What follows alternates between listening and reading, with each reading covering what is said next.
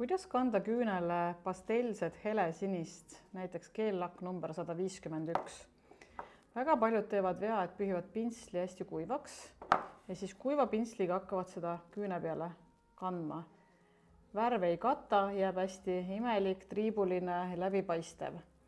See on probleem väga paljude pastellsete toonidega. Pastellseid toone, ka helesinist, tuleb pudeli seest välja võtta nii, et üks pintsli pool jääb kokku ja teine jääb kuivaks. Kuna tipp on pikk, siis võtan natukene rohkem värvi. Naturaalküüne peale nii palju värvi ei pea panema. Kannad selle värvi siia küüne peale ja lükkad ta naha juurde nagu vedrutades ja hästi järskude liigutustega tõmbad selle pastellse tooni ülevalt alla küünele. Ja just need hästi järsud ja peaaegu et mitte küüneplaati puudutavad liigutused panevad kõik pastellsed toonid ilusti katma.